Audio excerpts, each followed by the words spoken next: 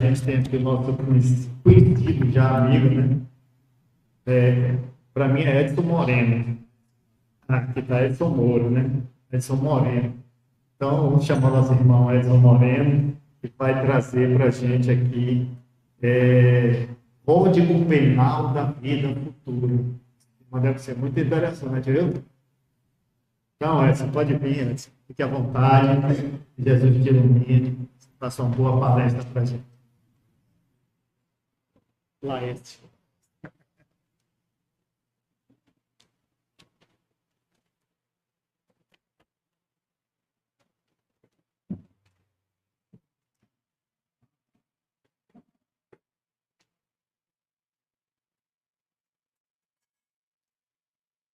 Boa noite a todos. Que Jesus nos abençoe, que o mentor espiritual de cada um de vocês possa estar aproximado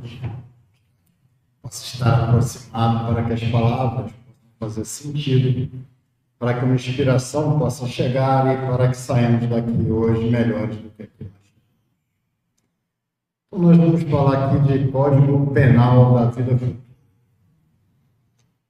São os artigos, as leis, aquilo que Kardec buscou estabelecer no livro Céu e Inferno, em relação ao que seria o Código Penal. Quais seriam as penas futuras para nós, os espíritos? Eu vou, antes de entrar no tema, eu vou falar um pouquinho do Evangelho, que é a mensagem do Espírito de Verdade. Ele vai dizer que vejam que nada perece.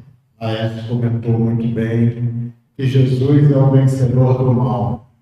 E isso é interessante porque o Espiritismo, na questão 919, essa questão é uma das mais conhecidas, das mais faladas em relação ao Livro dos Espíritos, ela tem grandes ensinamentos, traz os ensinamentos de Santo Agostinho em relação ao autoconhecimento, a análise que devemos fazer de nós mesmos, mas lá tem um trecho da resposta que ela é bem interessante, porque é Santo Agostinho dizendo que dizem que o futuro, que o presente é positivo e o futuro é incerto. Ele falando para nós materialistas, que nós temos essa ideia de que o presente é positivo, nós podemos afirmar tudo em relação ao presente, em relação à matéria. Mas que o futuro, após a morte, é um futuro incerto para nós. E ele vai dizer que aí está, precisamente, o pensamento que estamos encarregados de destruir em vós. Desejamos vos fazer compreender o futuro de maneira que não fique nenhuma dúvida em vossa alma. Essa é a função, o principal motivo para que os Espíritos trouxessem para nós a codificação, trouxessem para nós essas mensagens, para que nós mudássemos o nosso ponto de vista em relação ao futuro, para que nós pudéssemos ter certeza de que o futuro não é algo incerto. O futuro é algo que está dito para nós. Os Espíritos vêm exatamente fazer isso que lá eu estava dizendo, vem trazer para nós informações sobre quais as suas posições, de que forma que eles se encontram no futuro. Tem uma frase que me parece que é um ditado chinês, né, que vai dizer que o tolo aprende com a própria experiência. E o sábio aprende com a experiência dos outros. O que os Espíritos estão fazendo para nós, no livro Céu e Inferno, é trazendo as suas experiências para que nós possamos aprender com essas experiências desses Espíritos e para que nós sejamos sábios, instruídos por aquilo que eles nos trazem, fazer diferente, fazer melhor, fazer de outra maneira. Então, essa é a ideia principal. No livro Céu e Inferno, Kardec vai discutir também as visões de mundo, vai trazer para nós sobre Aquilo que muitas doutrinas acreditam, né, o niilismo, que é aquela doutrina, basicamente, que fundamenta o materialismo hoje em dia, a doutrina de que após a morte física tudo se encerra e não há crença em Deus. Porque o Deus do materialismo, na verdade, é o dólar, é o real, é o dinheiro, é o ouro. Esse é o Deus do materialismo e, para o materialismo, após essa existência física, não há nada mais. Então, não há uma participação. É um pouco desesperador, porque se não há nada mais além dessa vida, tudo que nós fazemos será perdido. Todas as afeições, todas as amizades, todas as nossas relações, todos os conhecimentos que nós, muitas vezes, a duras penas, conseguimos obter, tudo isso será perdido. Não é uma coisa boa, mas é isso que a sociedade acredita. Há uma outra ideia de que há uma absorção no todo universal. E que nós, ao nascer, nós assimilamos uma parte desse todo universal, que vai constituir nossa alma, que nos dá vida, e também, ao morrer, nós retornamos a esse todo universal, perdendo também nossa individualidade, nossos conhecimentos, perdendo a nossa maneira de ser. O panteísmo também considera, de uma certa forma, que a nossa inteligência é uma parte da inteligência de Deus, que também se perde na medida, retorna a Deus à medida que termina a nossa vida. Mas nós acreditamos de outra maneira, nós entendemos, e talvez sejamos muito privilegiados por entender dessa forma. Entendermos que nós somos seres imateriais, que aqui animamos o nosso corpo físico, que somos seres individuais e que residimos hoje aqui no nosso corpo, mas sobrevivemos ao corpo. Nós temos a nossa individualidade antes da encarnação e conservamos a nossa individualidade depois da nossa encarnação. Retornamos ao mundo verdadeiro, ao mundo dos espíritos, mundo que deixamos momentaneamente para que podermos crescer, aprender, nos desenvolver, evoluir. Mundo que aqui viemos muitas vezes participar dessas que são as penas que aqui nós viemos com ela nos transformar. Nós vamos ser na vida aquilo que nós mesmos fazemos de nossa vida, né? Do que dela nós podemos adquirir de qualidades morais e intelectuais, nada perderemos. A doutrina espírita transforma para nós completamente essa perspectiva de futuro. A vida futura deixa de ser uma hipótese para ser uma realidade. Os habitantes vêm aqui no céu e inferno, eles vêm aqui para descrever essa situação que eles vivem lá na vida futura. Onde está o céu? O céu está em toda parte. Nenhum contorno traça os limites. Porque o céu e o inferno, naturalmente, eles se estabelecem dentro de nós. O céu e o inferno, eles se estabelecem, para nós, espíritos, no nosso pensamento, na nossa mente, na nossa maneira de pensar, nos nossos desejos, naquilo que queremos fazer. O Espiritismo não nega. O Espiritismo nega, destrói aquela ideia de inferno. Que há um inferno, há um local de fornalhas e penas eternas, seria totalmente inconcebível. É uma ideia muito infantil nós imaginarmos que alguém que vive 50 anos, é como se a gente pensasse que Deus não entende de matemática. Matematicamente é inconsistente eu viver 50 anos e por 50 anos eu tenho que passar a eternidade nas fornalhas e nas penas do inferno. Não tem consistência matemática. Então, nós destruímos totalmente essa ideia não tem nenhum sentido. É porque muitas vezes ela foi criada, não foi traduzida, porque quando nós vivemos um estado de sofrimento, aquilo parece para nós uma eternidade. Parece para nós algo que não termina, algo que não termina nunca. Então, por isso, muitas vezes os espíritos, após uma encarnação, viver temporariamente algum tipo de sanção, algum tipo de pena no mundo umbral, por exemplo, onde ele vai lá viver uma dificuldade que parece que nunca termina. Então, ele vive a eternidade. Mas não é proporcional que ações de uma vida curta possam produzir sanções de eternidade. O Espiritismo não nega a pena futura.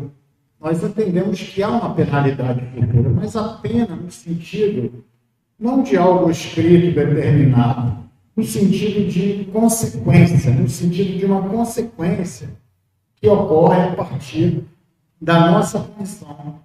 Uma consequência, muitas vezes nem das nossas ações, algumas vezes das nossas ações, mas muitas vezes da nossa própria condição. Nossa própria condição de pouco evoluídos, de pouco desenvolvidos. No livro, nesse capítulo em especial do Céu e Inferno, ele vai falar sobre a carne é fraca. Né? O primeiro trecho que ele fala, eu vou falar bem rapidinho, só uma síntesezinha, porque ele diz para nós que a carne é fraca é um subterfúgio para escaparmos da realidade. A realidade de que o espírito é que é fraco. Se eu disser que a carne é fraca, estou querendo transferir uma responsabilidade minha, do espírito, porque é o espírito que tem a responsabilidade. É o espírito que é o ser que decide. Se eu digo que não é um problema do ser que decide, mas é um problema do corpo, da carne que é fraca, eu estou querendo fugir da minha responsabilidade. Então, o espírito é quem comanda, é o espírito quem decide. A gente fez aqui um seminário, tinha alguém presente no seminário que a gente fez de autoconhecimento? Não? Que bom, deixa eu repetir.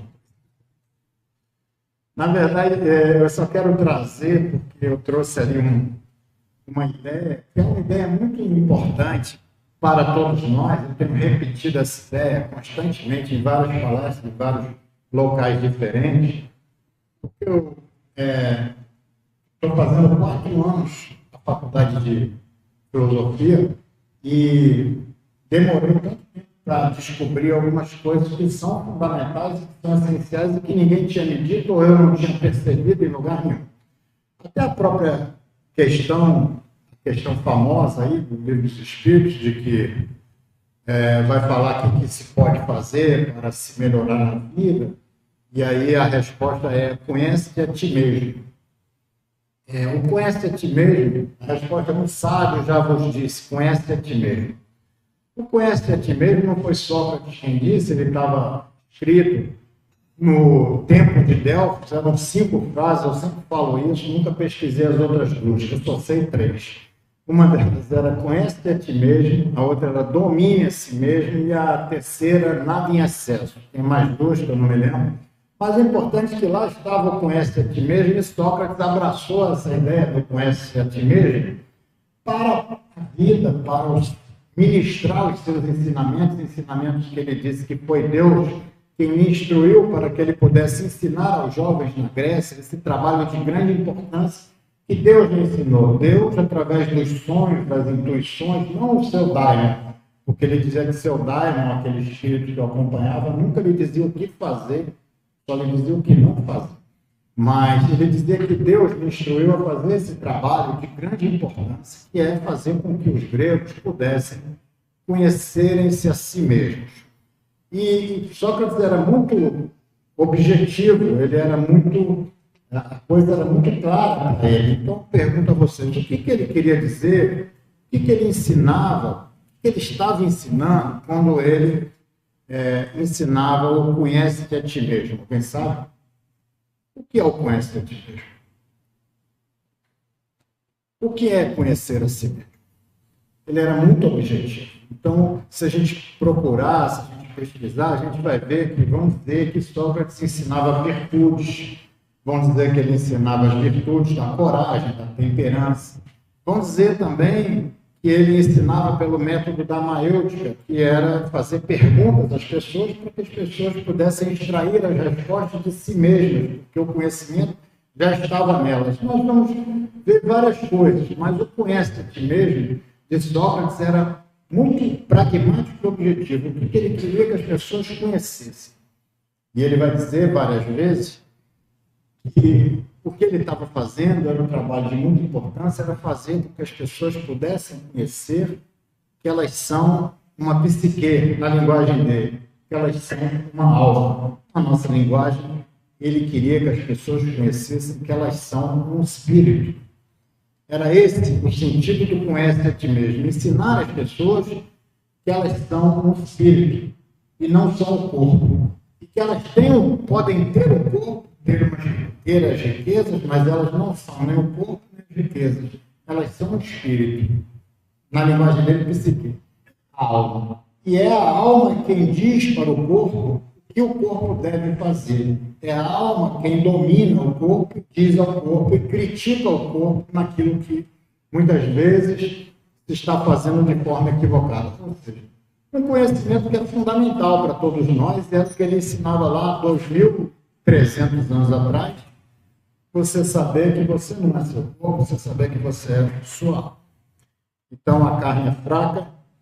Não, é o espírito que é fraco, é a sua alma que não está trabalhando direito. Bom,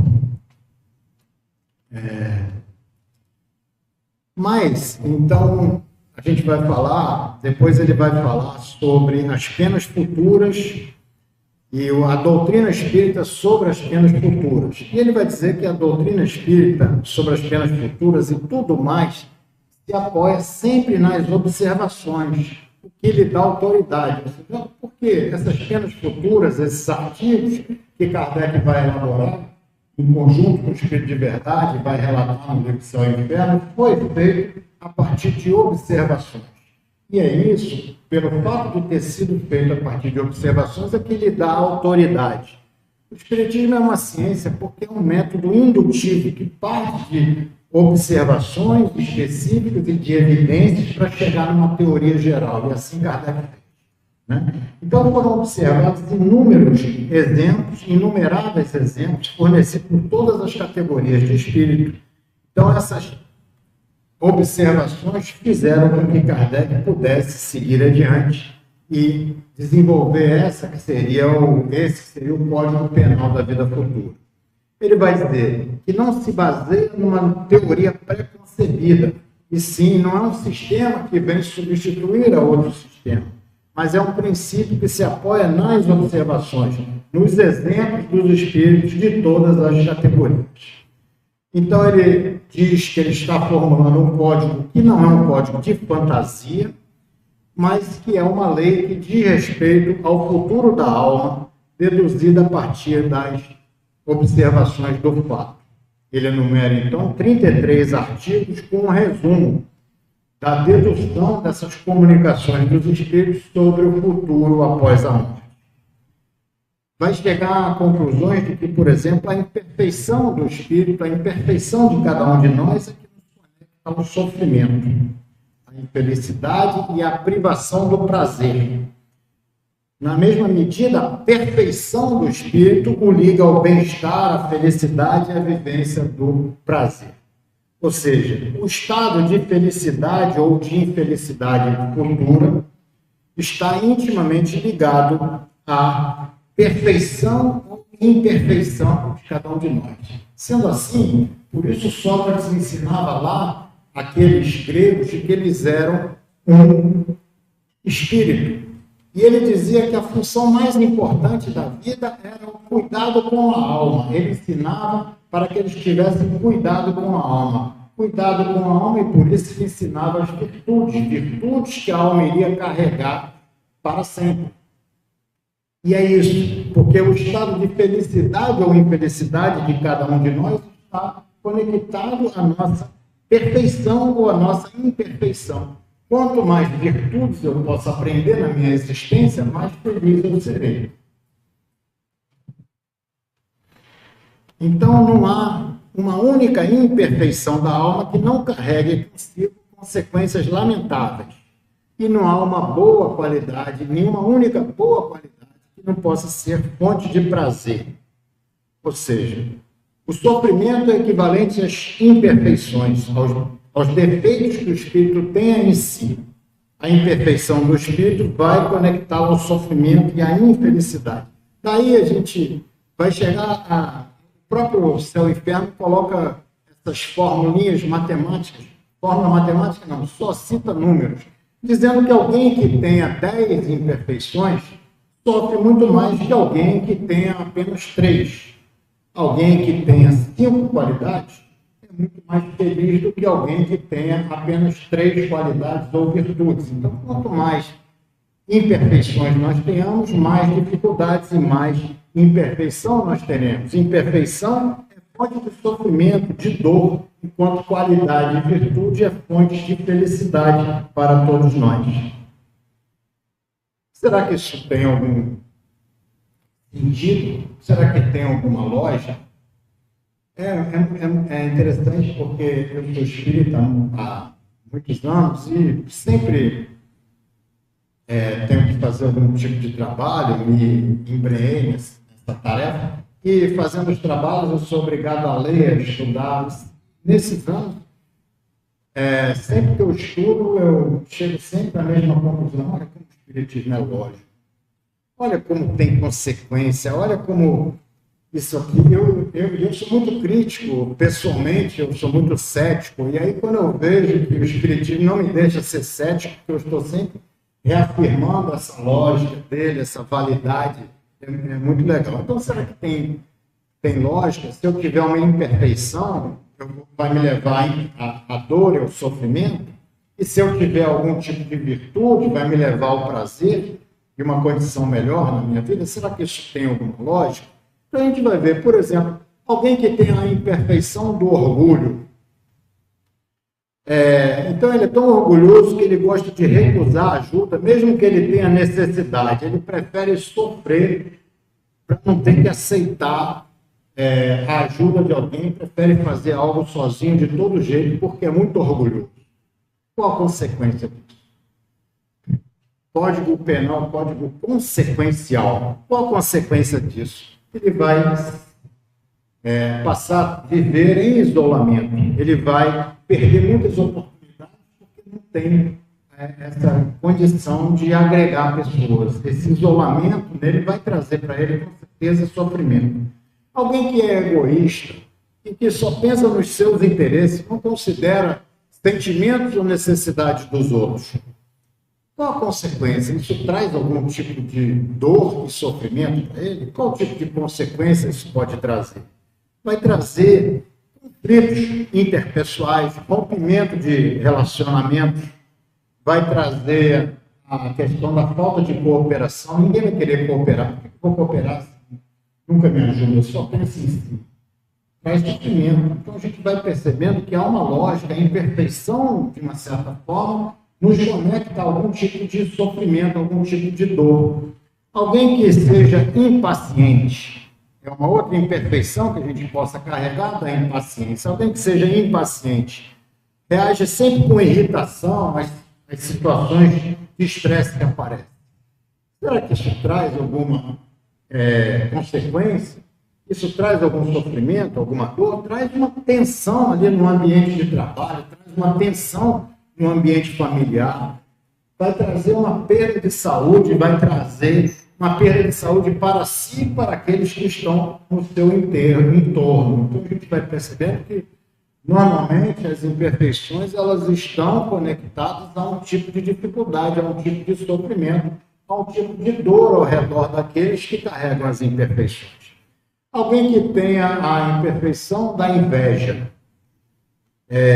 e que, por conta da inveja, está sempre cultivando ressentimentos e comportamentos negativos em relação aos outros. Qual a consequência disso? Vai criar para si e para o seu ambiente um ambiente de negatividade, um ambiente de competição, às vezes até desleal, que por conta da inveja quer superar, quer competir, quer às vezes até colocar algum tipo de deslealdade ali na relação. Isso traz dor. Alguém que tenha a imperfeição da preguiça. Ninguém tem aqui, graças a Deus. Preguiça é muito complicado. Todos nós temos.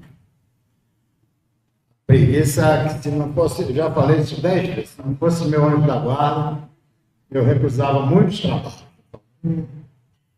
Mais um. Então, está sempre evitando responsabilidades e procrastinando ali as tarefas, deixando para depois. Qual a consequência? A consequência disso é um fracasso nos projetos pessoais, nos projetos profissionais, de perda de oportunidade, um sentimento de insatisfação, de culpa. Então, a gente já vai percebendo que realmente a imperfeição que nós carregamos traz para todos nós dores e sofrimentos. Mas nós estamos conectados a elas. Elas são parte de quem nós somos. Nós temos que trabalhar para nos libertarmos dessas imperfeições, porque elas são o nosso próprio ser, são a nossa própria condição espiritual. E esse é o trabalho de evolução. Emmanuel vai dizer que se há algum caminho para que nós possamos evoluir, ele não conhece nenhum outro que não seja um trabalho no bem. Olha só, trabalho no bem, fazendo com que a gente possa pegar as nossas imperfeições e trabalhar essas imperfeições. Hoje eu faço palestras há alguns anos. Não sei se já falei aqui, mas eu, quando era pequeno, tive que mudar de colégio. Porque eu entrei num colégio e fiquei 2 meses sem falar. Chamaram meus pais e falaram: esse menino não fala, não. Fala. De autismo, não sei o que é. Eu sei que naquele colégio eu não quis falar. Fui para outro e lá eu consegui me desenvolver e fazer. Pois eu era de uma timidez que eu entrava na sala de aula da faculdade e o professor falava: Edson Moreno, eu presente. Aí ele não escutou, ele repetia: Edson Moreno. Eu já ficava tímido de falar de novo, eu tomava falta na matéria. Todo mundo que estava do meu lado falava: não, deixa eu falar. Tomava falta. Então, era uma timidez assim que me dificultava a caminhada. Será que lá eu estava nas outras existências, devia estar usando a minha fala para falar um monte de coisas equivocadas, um monte de besteira. Aí Deus foi trabalhando, foi dando uma oportunidade. Isso aí a gente já vai vendo a expiação. O que é a expiação? Ali é aquela dificuldade para lá de trás eu já semeei aquele tipo de situação e aí eu vivo aquela expiação. E aí agora eu estou refazendo os caminhos com essa tarefa que a gente faz. Mas e as nossas qualidades, elas trazem para nós fatos positivos, elas trazem felicidade? Por exemplo, alguém que é humilde, que sabe reconhecer as suas limitações, que aceita a ajuda dos outros, qual a consequência disso? Cria em torno de si um ambiente de cooperação, cria possibilidade de aprendizado mútuo. Alguém, por exemplo, que tem a generosidade, sabe compartilhar o que tem, ajudar sem esperar recompensa.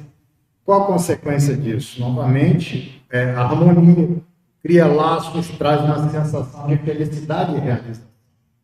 Alguém que seja paciente, ao contrário daquele que tem impaciência, o paciente ele ajuda a resolver os conflitos com eficiência, né? Ele promove a saúde e cria um ambiente de harmonia ao redor de si. Alguém que não tem inveja, mas pelo contrário tem uma admiração sadia, tem uma alegria com o sucesso do outro, e o sucesso do outro passa a ser também para si um objetivo. Olha, ele fez, gostei tanto, estou tão feliz com o sucesso dele, também quero fazer, também quero caminhar por aí. Então essa admiração pelo sucesso, como consequência, a gente inspira, muitas vezes nos inspiramos no sucesso dos outros. Como consequência, a gente vai também fortalecer os nossos laços, motivar o crescimento. Alguém que é diligente, cumpre com as suas responsabilidades, com dedicação, com esforço. Qual a consequência? O sucesso, a realização de objetivos e uma satisfação pessoal. Então, a imperfeição ou a qualidade, elas vão fazer com que a gente possa vivenciar sofrimentos e dores e também alegrias e felicidades diversas, diferentes, né? Em virtude da lei do progresso, diz lá o Código Penal da Vida Futura, todos podem adquirir aquilo que lhe falta, o bem que lhe falta, e despojar-se do mal que tem. Ou seja, as imperfeições que nós temos, nós podemos nos livrar delas. O bem que ainda nos falta, as virtudes que ainda faltam em nós podemos também adquirir tudo isso. O móvel para que nós possamos fazer tudo isso é o impulso da vontade, é a nossa vontade, é o nosso querer que vai fazer com que a gente possa caminhar. O espírito tem um livre-arbítrio, e por conta do livre-arbítrio, muitas vezes o nosso progresso se torna lento. Porque Chico, ele caminhava lá em Pedro Leopoldo, cidade que ele nasceu, que vivia, e ele passava sempre na frente de um bar para caminhar, para chegar no centro espírita. Aí ele passava no bar e ele via lá aquelas mesmas pessoas lá em volta da mesa de sinuca, jogando sinuca. E aí ele voltava, trabalhava até tarde, então, trabalhava durante o dia, de noite, rapidinho, já estava passando lá a pé de novo para ir para o centro espírita, ou seja, um trabalho incessante, as pessoas lá dando risada, no bar, jogando sinuca. E aí ele falou: olha, mano, a minha vida é muito difícil, porque, olha, o pessoal está tranquilo, eu devo ter feito muita coisa ruim, porque estou nessa condição aqui de ter que fazer tanto trabalho, as pessoas estão vivendo com mais tranquilidade. Emmanuel falou: não, cada um está no seu nível de evolução. Aqueles que estão ali jogando sinuca, algumas encarnações atrás, eles estavam fazendo guerras e matando pessoas. Agora só estão ali jogando sinuca, só estão ali com um taco de sinuca na mão. Mas o problema é a consciência que nós temos, porque muitas pessoas se colocam na condição de espíritos ociosos. Espíritos ociosos são aqueles que não têm, vivem em um estado que ele é temporário, que está subordinado ao desenvolvimento das suas inteligências. O livro dos Espíritos, essa questão 564, ela muitas vezes nos ofende. O livro dos Espíritos é duro, a gente fica ofendido, né? O espírito ocioso, aí se você acha que você é ocioso, você vê lá, está subordinado ao desenvolvimento da inteligência. Ele está dizendo que eu não sou muito inteligente se eu sou ocioso. E como há homens que vivem só para si mesmos, falta-lhes o quê? A consciência de si mesmos e do seu livre-arbítrio. Ou seja, se eu tenho uma consciência de que eu sou um espírito e de que eu sou um espírito imortal, que eu estou buscando a minha evolução, quanto mais eu labutar, quanto mais eu trabalhar, quanto mais eu fizer, mais cedo eu vou alcançar uma condição de mais virtudes e menos imperfeições. Então, se eu me coloco na condição de ociosidade, é porque eu não tenho consciência ainda de que eu sou um espírito. Se eu reluto para fazer o bem, para trabalhar no bem, para auxiliar, para crescer, é porque eu não estou com consciência ainda formada na minha mente de que eu sou um espírito, que como espírito eu tenho que trabalhar quanto mais para evoluir, para crescer. E consciência do meu livre-arbítrio, de que eu posso escolher, porque se eu quiser ficar 1000 anos parado sem evoluir, todos não estão preocupados, a vida é eterna. Do momento que nós fomos criados, passamos a viver a eternidade. Daqui para frente não tem fim. Então, vamos continuar. E tem um livro de André Luiz em que o mentor Alexandre vai falar sobre os espíritos ociosos. Ele vai dizer: eles têm dificuldades de avançar por conta da sua ignorância e da sua fraqueza. Vivem escravizados. Pensam em edificar maravilhosos castelos sem base, alcançar imensas descobertas exteriores sem estudarem a si próprios. E aí, como os espíritos, os mentores, esses instrutores da literatura de André Luiz são tão maravilhosos, ele vira ainda, depois de dizer que os espíritos falta para eles, eles são ignorantes, eles são fracos, depois dele dizer a condição dos espíritos, lá no final ele termina: mas tirando essas ilusões infantis, eles são bons companheiros e nós os amamos. Ou seja, muitas vezes assim acontece conosco. Nosso mentor espiritual está lá falando: olha, meu Deus, por que não corre? Por que não faz? Por que essa preguiça? Por que essa dificuldade? Mas aí, ao mesmo tempo que ele fala: mas eu gosto tanto dele. Assim é. Então, nós sofremos, toda falta, todo mal apresenta uma dívida contraída. Nós contraímos dívidas constantemente pelo mal que fazemos. Mas existem atenuantes, existem agravantes. O que são os atenuantes? Se a intenção não é maliciosa, mas eu estou fazendo aquilo que é um mal apenas por conta da ignorância, isso é um atenuante. Porque eu não estou deliberadamente buscando fazer o mal. Eu faço o mal por conta da minha ignorância, por conta de não saber. Então, é um atenuante para mim. Se há de minha parte, quando eu firo alguém, mas há um arrependimento sincero de minha parte, e um esforço de minha parte para reparar o dano que eu causei, é um atenuante para mim. André Luiz mesmo, ele, no livro Nosso Lar, a gente vai perceber que ele foi muito ajudado, apesar de ter ficado 8 anos no umbral, os espíritos estavam sempre lá buscando acordar, buscando despertar, mas ele estava fechado em si mesmo. Mas quando ele desperta, que ele é levado para o nosso lar, ele é muito auxiliado, ele é muito amparado.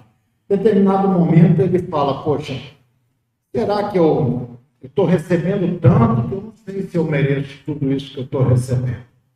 E aí o mentor vira para ele, o Clarence, e fala assim, não, aqui há registros aqui da tua passagem sobre a Terra. Você era médico e você realizou, segundo a contabilidade, 6.000 atendimentos gratuitos na sua medicina, ou seja, ele fazia atendimentos gratuitos, atendia as pessoas sem cobrar, e fez 6.000 atendimentos sem cobrar ninguém. Então, isso está lá contabilizado. Olha os atenuantes. E os agravantes é se há uma vontade deliberada de prejudicar. É óbvio que isso é um agravante para nós. Se em vez de se arrepender, a gente quer persistir na realização do mal, é óbvio que é um agravante para nós. Tem um espírito, Gregório, no livro Libertação, que ele ficou 700 anos aferrado a fazer o mal, convencendo seguidores, convencendo pessoas a fazer o mal junto com ele. Olha quanto agravante.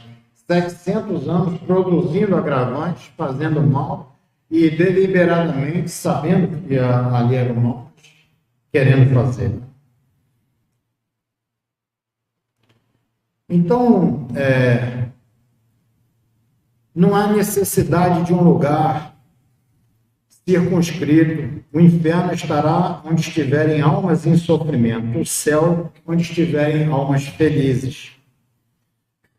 Tem um artigo que diz, para o criminoso, a presença incessante das vítimas e circunstância do crime é um suplício cruel. É muito fácil a gente perceber o que é o inferno e o que é o céu. Para alguém que produz um crime, que fica depois do mundo espiritual, vendo a sua vítima e o crime que perpetrou, constantemente, de maneira incessante, ele não está em outro lugar senão no inferno. É um inferno criado por si mesmo e é aquele inferno que ele está inserido. Mas para alguém que tenha, por exemplo, agido bem e que, ao sair daqui, pode estar junto dos seus amigos. Eu, por exemplo, penso em mim. Ao sair daqui, posso estar junto dos meus amigos que já se foram, junto da minha mãe que já se foi. O que será isso para mim, senão o céu? O céu. A gente tem a vida do espírito no mundo espiritual é aquela que ele prepara para si mesmo na vida corpórea. A gente tem a história de Alfredo e Paulo no livro Os Mensageiros, todo mundo já conhece. Já conhece, né? Todo mundo? Então vou falar rapidinho. Alfredo e Paulo eram 2 sócios e Paulo se interessa pela esposa de Alfredo e começa a falar mal com Alfredo, da esposa dele. Olha, sua esposa está lhe traindo, sua esposa não é boa pessoa. Tudo isso por conta do desejo que ele tinha pela esposa de Alfredo. Aí, em determinado momento, ele se impacienta, contrata uma pessoa para colocar um chapéu na casa de Alfredo, que era uma casa de 2 andares, contrata uma pessoa para subir no segundo andar e botar no quarto vizinho, no quarto da esposa, um chapéu muito caro. E aí ele avisa ao filho, vá lá agora que ela está lhe traindo, você vai pegar ela no final.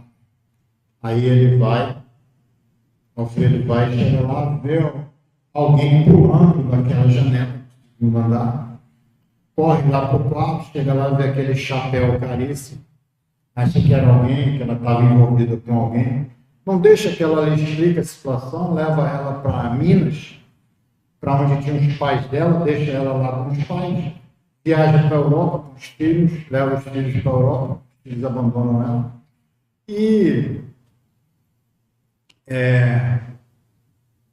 fica lá na Europa 10 anos. Quando ele retorna 10 anos depois, o Paulo estava à morte, manda chamar ele na casa dele para se despedir. Lá chegando, o Paulo diz para o Alfredo, olha, aquilo era tudo mentira.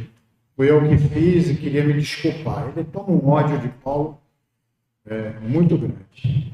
E ele, por conta desse ódio de Paulo, fica totalmente desequilibrado. Ele vai tentar buscar a esposa e, chegando lá, ela já tinha desencarnado. Ele, quando desencarna, ele vai para o mundo espiritual em desequilíbrio, por conta daquele ódio que ele nutria por Paulo. E aí a esposa que já tinha desencarnado vai encontrá-lo, vai recuperar ele, vai colocar ele num lugar chamado Campo da Paz. Ele vai, quando a gente lê o livro, ele já é diretor desse Campo da Paz. Ele, quando se coloca lá, começa a melhorar, ele como diretor do Campo da Paz, ele percebe que ele precisava se modificar, ele precisava melhorar, ele precisava retirar aquela imperfeição do ódio que ele carregava por aquele seu ex-sócio. Começa a buscar Paulo no mundo espiritual. Paulo estava rodeado de pessoas, de espíritos que queriam se vingar dele, e isso tudo por conta do que Paulo fez com o Alfredo, ele fez com João, José, Joaquim, ele também fazia todas essas coisas, e todo mundo com ódio dele. Ele consegue tirar Paulo de lá, mas Paulo sem a condição de saber quem ele era. Paulo meio hebetado, meio sem um raciocínio, né, meio enlouquecido. E ele coloca Paulo no Campo da Paz. E aí, quando acontece o livro, André Luiz, o Aniceto, explica para André Luiz que eles antes fizeram uma oração, e no momento que eles fizeram uma oração, o Alfredo se veste de luz, se transforma numa luz verde muito bonita que ele lança em direção aos espíritos naquele lugar que eles estavam orando. E aí o mentor vai dizer para André Luiz o seguinte: Alfredo hoje se veste de luz porque compreendeu as próprias necessidades no aperfeiçoamento de si mesmo. Ele há muitos anos conversa com Paulo diariamente. Primeiro ele conversava com Paulo necessitado de reconciliação. Depois conversava com uma pessoa caridosa, já não tinha mais ódio, conversava por caridade. Depois com entendimento, comparando situações, vendo as dificuldades que Paulo tinha vivido. Depois ele já conversava com Paulo todos os dias por piedade de Paulo. Depois ele passou a experimentar uma simpatia por aquele seu ex-sócio. A cada momento que ele mudava o seu sentimento em relação àquele que tinha sido seu algoz na existência, mudava também a sua condição espiritual. Mudava também o tom da luz que ele emitia de si mesmo. E ele vai dizendo, André Luiz, hoje ele se veste de luz, porque compreendeu essa necessidade do aperfeiçoamento, e nesse momento ele conquistou a verdadeira fraternidade, o amor sublime de irmão ao ex-inimigo. Então é assim que a gente vai trabalhar as nossas imperfeições. É o trabalho no bem que vai fazer a gente conquistar essa possibilidade de crescer. A gente, ali no Céu e Inferno, ele vai dizer para nós que são 3 os passos para nós repararmos uma falta. Primeiro é o arrependimento, que é o primeiro passo para a regeneração, mas não basta. É preciso expiar e reparar. Arrependimento, expiação e reparação. 3 condições para apagar totalmente os traços de uma falta. A expiação consiste nos sofrimentos morais. A expiação é você se arrependeu e você... o sofrimento moral. Por que eu fiz? Eu me senti, por que isso aqui? Então, esse sofrimento moral já é para você uma expiação. E depois a reparação, é fazer o bem àquele que você fez mal. Se não for nele, faça em outro. Mas é você compensar aquele tipo de situação. Se você tem culpa, não carregue culpa. Liberte-se da culpa, porque nós crescemos sobre o erro. O erro é quem nos constrói. Nós somos seres que estamos, aos poucos, trilhando a nossa caminhada evolutiva, conquistando a nossa consciência, conquistando a nossa evolução aos poucos. E os nossos passos, eles são frágeis. Muitas vezes, eles são sobre o erro nos constrói. Então, não tenhamos culpa daquilo que nós erramos. Porque a gente sabe que aquilo que a gente errou no passado, hoje, quando nós temos consciência, se perguntarmos, hoje você faria a mesma escolha? Você faria a mesma coisa? Não, você faria diferente. Então, liberte-se da culpa. Tente reparar, na medida do possível, com situações compensatórias. Né? Para a gente caminhar aqui por fim, a misericórdia divina, ela é infinita, mas a misericórdia divina não é cega. Nós, muitas vezes, nós somos seres criados, nossa inteligência é tão inferior perto de uma inteligência de Deus, mas muitas vezes nós, crianças que somos, pensamos que nós podemos ludibriar Deus. Então, nós queremos pedir a misericórdia, mas a justiça divina, a misericórdia de Deus é infinita, mas não é cega. Né? Promove uma oportunidade para que a gente possa se recompor, mas apresenta uma justiça para que a gente não possa, não incida no mesmo erro. Se eu fiz algo em que o móvel do erro que eu cometi foi a força, eu vou nascer novamente, uma oportunidade para que eu possa me recompor, mas eu vou nascer fraco. Se eu fiz algo que o móvel para a minha ação negativa era a condição do dinheiro que eu tinha, eu vou receber uma nova oportunidade para refazer o meu caminho, mas dessa vez sem o dinheiro. Então, muitas vezes, essa justiça divina, que não é cega, nos limita o campo de ação para que a gente não caia de novo, mas sempre nos entrega uma oportunidade para que a gente possa refazer. As nossas imperfeições, a gente vai trabalhando elas, redirecionando, para que, com a nossa consciência, o desconforto da expiação sobre o erro de ontem, para que a gente possa se inspirar num novo caminho. Vamos convertendo nossas imperfeições, transformando elas em competências, habilidades e virtudes. Oportunidade, misericórdia, oportunidade para refazer.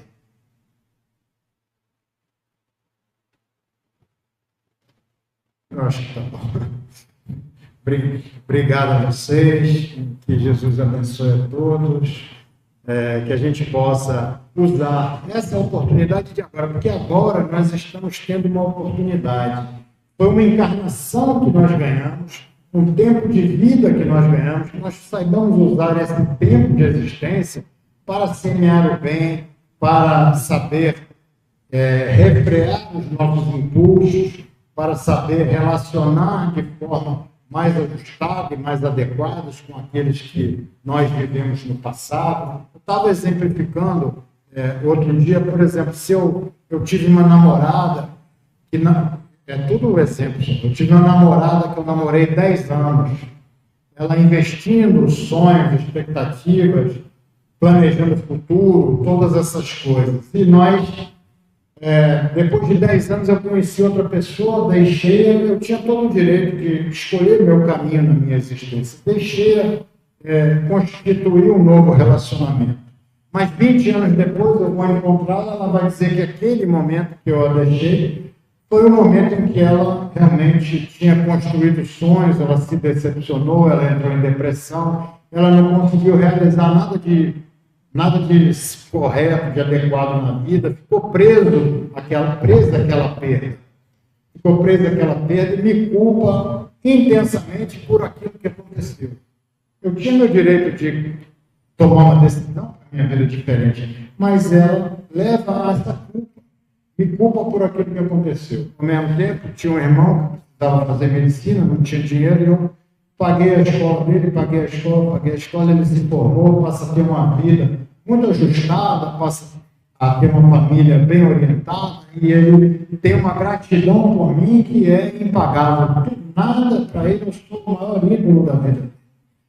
E aí, daqui a 150 anos, eu vou reencarnar. E eu vou reencarnar e minha mãe vai ser aquela namorada que eu abandonei. E o meu pai vai ser aquele meu irmão que eu auxiliei. O que vai acontecer? Nós, espíritos, temos que entender a realidade da vida que nós vivemos. A realidade do mundo espiritual, a realidade, porque nossas existências, elas estão interligadas. As nossas existências não são separadas, é como se tivesse um fio condutor. O que vai acontecer? Eu vou ter um pai maravilhoso que me atende em tudo, que me auxilia, que é amoroso comigo, que faz tudo aquilo. Eu vou ter uma mãe que me tem uma rejeição enorme comigo, tem uma dificuldade grande comigo, tem tudo isso. Então, esses são muitas vezes os prêmios da reencarnação, e nós, espíritos, temos que compreender que às vezes a rejeição foi semeada por mim mesmo lá no passado. E o afeto também foi semeado por mim mesmo no ano passado. Mas aí aquele meu pai, lá 150 anos depois, desencarna. Só fica aquela mãe que não gostava de mim. Aí o que eu faço? Eu pego essa oportunidade que eu tive de me reajustar com aquele espírito e eu a abandono. Eu digo, não, ela não gosta de mim, também eu a abandono. Ou seja, destruir toda uma oportunidade construída para que nós pudéssemos estar juntos, resolvendo nossos problemas, ajustando as nossas relações. É para isso que nós estamos aqui, para ajustar nossas relações, para resolver as nossas dificuldades, para fazer com que os nossos relacionamentos sejam sadios para todos nós. Muito obrigado a todos, Jesus abençoe.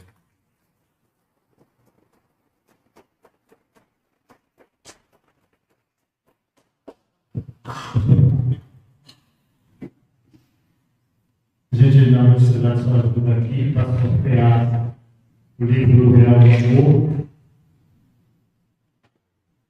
38. Tem gente que já pulou, já sabe. João Carlos Gomes. Olha, o céu e o inferno, muito assunto. Obrigado. Obrigado também. Bom, então a nossa mensagem de hoje, né, de tudo isso, começando por conhece-te a ti mesmo, conhece-te como espírito imortal que você é. Né? É a grande mensagem, né, e somos responsáveis pelos nossos atos. Então, chamamos os fascistas para se posicionarem nos lugares.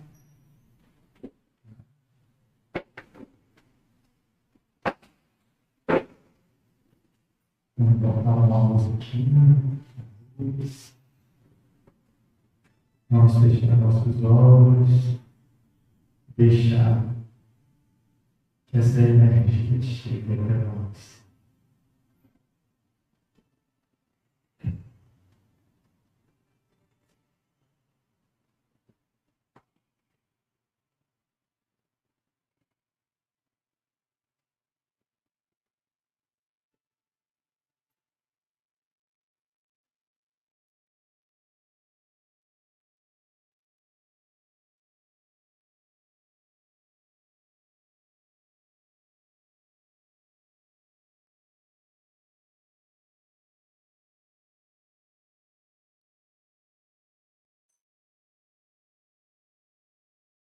Agradecemos aos médiuns, passistas, a toda a espiritualidade que nos abençoa, que nos protege, nos ilumina.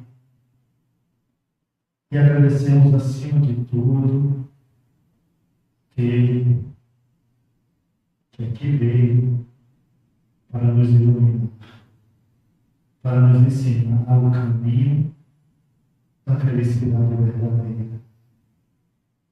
Aquele que veio para nos dar a receita de vivermos bem, de vivermos em paz e de iniciarmos a alegria verdadeira de e caminharmos na direção do amor, da justiça, da misericórdia.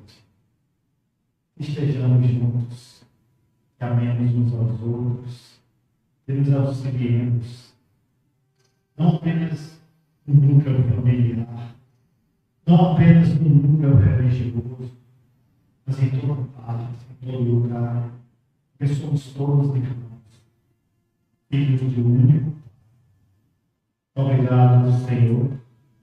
Abençoa-nos, ilumina-nos, permite que retornemos para os nossos lares em paz e comunhão.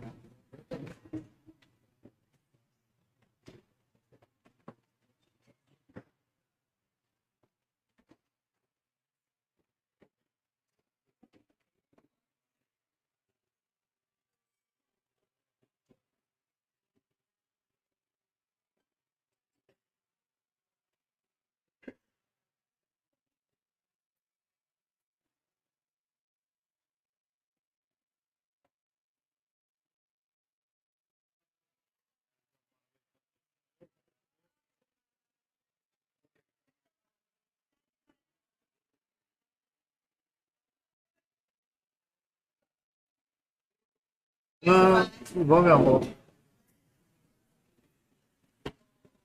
Só fechando. Vou fechar aí, meu amor.